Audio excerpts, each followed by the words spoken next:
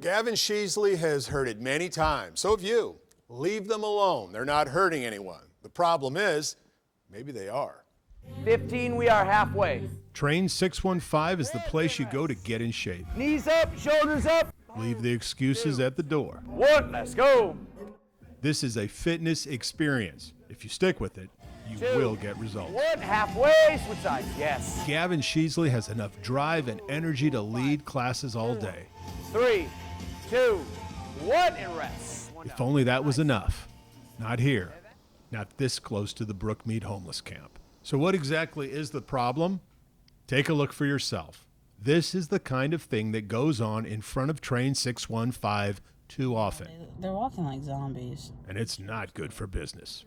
I'm a 40-year-old woman coming here to work out, and I don't want to go through that gauntlet. Correct. And we've had numbers of people say, like, my husband isn't comfortable with me coming to your gym. I've seen you guys. I know I have friends who come work out at your gym. I've heard nothing but good things, but I'm just not comfortable being in the area. That's terrible. That sucks to hear.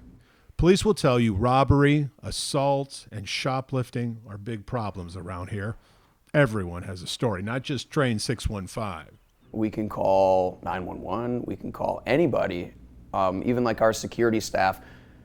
And they just kind of, like, nobody wants to touch it. They're like, there's really nothing we can do. You go over to the gas station and watch people walk out with $40 worth of snacks in their coat, and you go up to the attendant and you're like, hey, that guy in the aisle over there has boatloads of stuff in his jacket. And they're like, don't say anything. We can't say anything.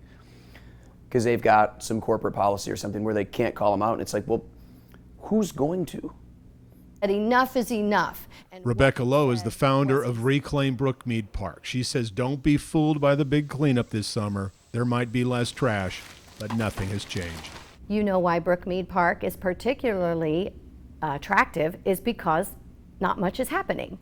They get away with it, and word gets out that they can get away with it. They can panhandle over here, they can deal drugs over here. It's openly done. We see it all the time.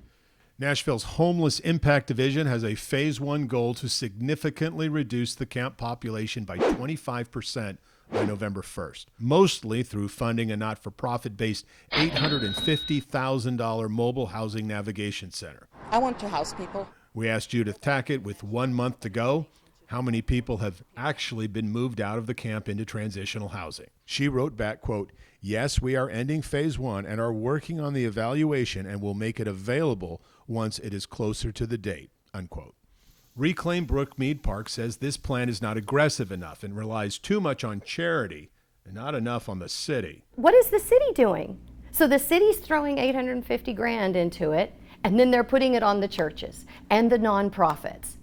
Why doesn't the city step up and get some land that they already own and set up a community? They are doing this around the country. It's a proven model that works, and it can be done quickly. Quickly is important to Gavin Sheasley. 2, 1, and roll over. He knows how much work it takes to build a small business. He's willing to do it, but he needs somebody willing to do something about this. We are here, we're trying to make a living, we're trying to keep our business afloat, but quite honestly, our business has been tanked by what is happening over there. And it's like either we have to find a solution to this, otherwise we are going to cease to exist.